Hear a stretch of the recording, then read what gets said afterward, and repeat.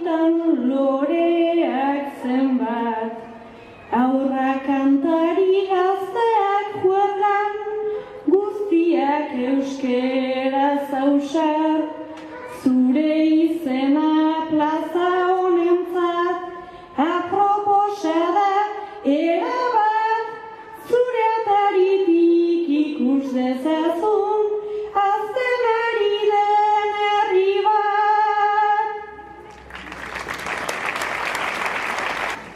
Naiz askotan sentitzen degun, horren beste bakarra den, egin gintuzun itza musikan, eta talde baten jaben, lana eginaz goaz aurreran, atsedenik hartu gaben, kate honetan denok bateran, gogorki loturik gauden.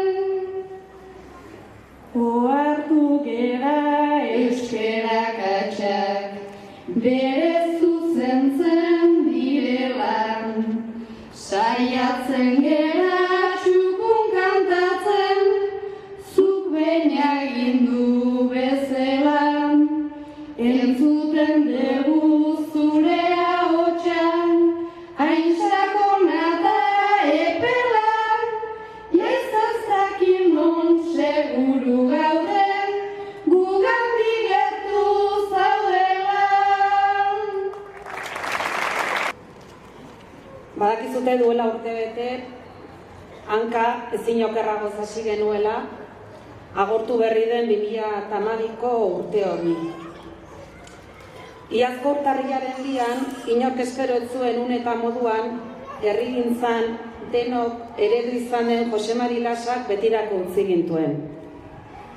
Hasierako kolpea bakoitzak, ahal izan zuen bezala eraman behar izan genuen, urretsu osoak, eta berak sortu, bultzatu eta bideratutako talde guztiek azkar ulertu genuen Jose Mari zabaldutako bidean jarraitzea zela egin dakiokeen omenaldirik ederrena. Horrela, San Juan, Santa Anastasia, Santa Luzi eta egun eta jai seinalatu guztietan herrian ez da txistu edo dutzaina soinori falta izan. Hileta egunetik hasi eta jaietako larunbatean egin genion kontzertu emanaldi erraldoira arte, kultur eragile guztiek urteetan emandako horretatik parte bat gutxienez itzuli nahi izan diogu maiso eta gidar izan dugun horri.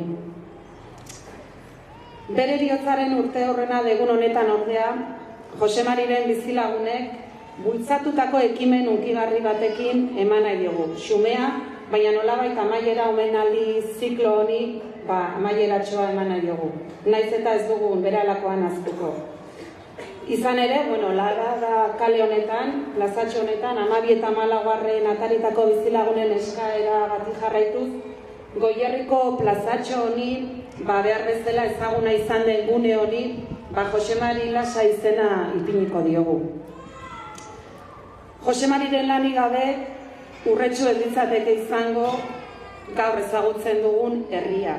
Sortzailea, eta ikusi dugu nola den eraberean birsortzailea.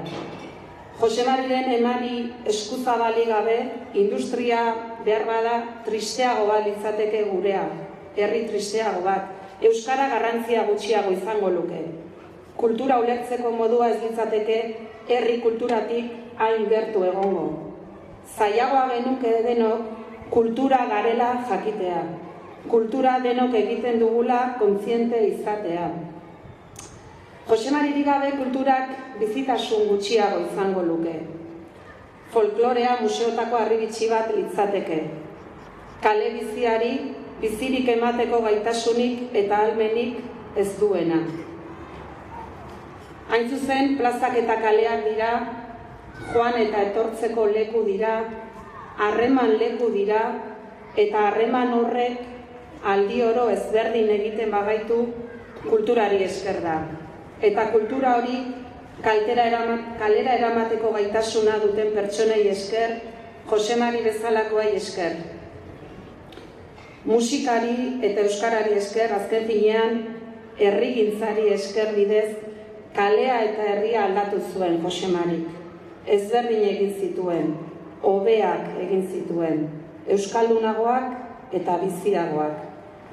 Bera ere kalea zen eta gaur plaza bada.